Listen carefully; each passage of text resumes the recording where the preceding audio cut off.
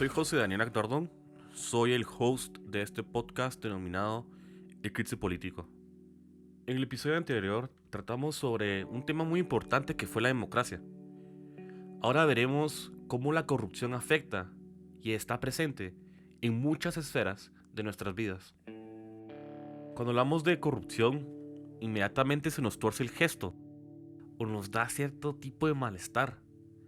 Pero las consecuencias de la corrupción no solo son malestares momentáneos, sino son complicaciones que persisten en el tiempo. Y no creamos que es un tema pequeño o irrelevante, porque sería ingenuo pensar esto. Porque inclusive existe una convención en contra de la corrupción de la Organización de Naciones Unidas. Entonces, al parecer sí es un problema que persiste en el mundo. Pero, ¿qué es corrupción? Shaska Byler afirma que la corrupción es un sistema de abuso del poder otorgado para beneficio propio, colectivo o político, que a menudo involucra un conjunto de relaciones complejas, interrelacionadas, algunas obvias, otras ocultas, con intereses creados arraigados, que pueden operar verticalmente dentro de una institución o también horizontalmente a través de las esferas políticas, económicas y sociales, en una sociedad o de forma transnacional. Pero no se puede decir que la corrupción solo está presente en la administración pública, porque también puede estar en cualquier tipo de organización.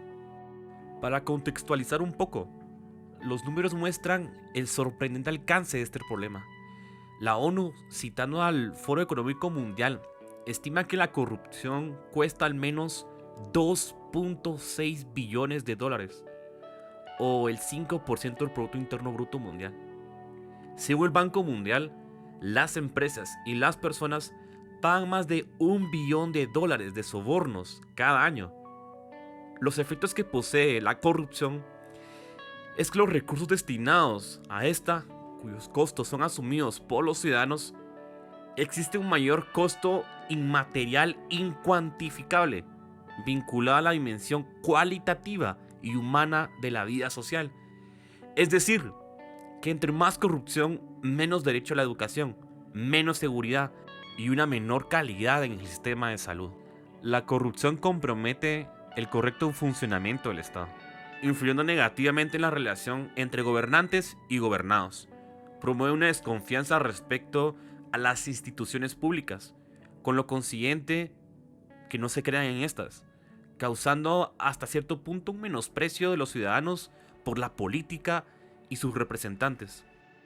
Hace poco se publicó el Índice de Percepción de Corrupción del año 2020, en el que se afirma que, en una de las regiones más corruptas del mundo, Guatemala es de los países más corruptos, únicamente superado por Venezuela, Haití, Honduras y Nicaragua.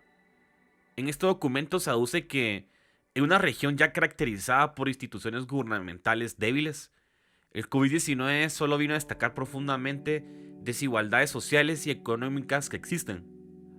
La pandemia solo vino a reiterarnos en qué condiciones está Guatemala.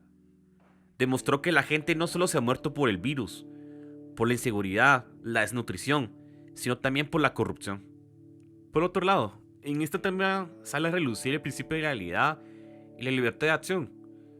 Estos consisten en que el ciudadano puede hacer todo aquello que no esté prohibido por la norma. Pero para el caso de los funcionarios y empleados públicos, estos únicamente podrán hacer todo aquello que la ley les permita. Esto quiere decir que su actuar debe ser conforme a la norma. No pueden hacer más o menos. En el caso guatemalteco, no nos confundamos. No creamos que estos problemas políticos que existen hoy en día son entre corruptos y los que son probos, entre buenos o malos, sino es la máxima expresión de la pugna de los diversos actores políticos. Esto no quiere decir que los actores involucrados no hayan tenido decisiones corruptas, pero todo esto debe ser probado. Parece que hoy en día solo se dice que alguien es corrupto y automáticamente lo es, obviando el derecho de defensa de cada persona y obviando el debido proceso que deben de tener todos los casos. Esto no puede ser como la Inquisición. Si se dice que alguien es corrupto, esto se debe demostrar. Pero ahora bien, ¿cómo lo solucionamos? Se indicó anteriormente que el principio de legalidad y la libertad de acción y su cumplimiento resulta indispensable. Si bien existe la norma, esta se debe aplicar, pero depende únicamente de la voluntad política de las personas que tienen la toma de decisión.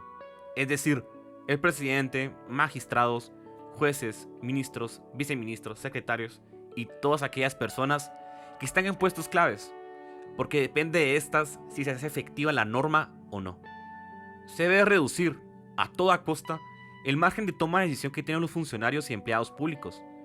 Y no me refiero a que tengamos como robots, como funcionarios o empleados públicos, sino a que dentro de sus funciones, si en algún momento la norma no establece cómo se debe abordar un caso específico, esta sí debe indicar cómo se podría solucionar, para así evitar actos arbitrarios y posiblemente corruptos. Y es en esto donde radica la importancia que sean tan capaces ética como profesionalmente. Pero, ¿qué puedo hacer yo como ciudadano? Bueno, un ejemplo puede ser que si me van a multar por exceso de velocidad o por no tener mi licencia de conducir, que lo hagan. Debo asumir la responsabilidad de mis acciones y no intentar sobornar al policía. Que haga su trabajo, que aplique la ley y que me sancione. Pagar mis impuestos a pesar de que no se vean resultados. Muchos dicen que ¿para qué voy a pagar mis impuestos? Igual se los van a robar. Mi responsabilidad es hacerlo. Por otro lado, debe existir una certeza de que el desafío es cumplir con procesos judiciales justos que aseguren que no habrá impunidad para la corrupción. Es decir, que los procesos judiciales de las personas acusadas de actos corruptos que se desarrollen conforme a todos los principios y derechos, pero con fiscales e investigadores capaces para asegurar que la corrupción no quedará impune. Pero resulta necesario endurecer las penas y realmente mandar un mensaje claro y conciso que ya no se va a tolerar la corrupción. A pesar de todo, solamente los ciudadanos pueden frenar la corrupción. Es necesario dotarle a los ciudadanos medios de información para que accedan a esta y herramientas que les permitan crear gobiernos más efectivos y que rindan cuentas. Para exigir resultados, los movimientos sociales necesitan algo más que su presencia en las plazas, más que la indignación en las redes, sino también en la elección de representantes dignos y capaces. Somos nosotros los ciudadanos quienes decidimos si la corrupción persiste o no.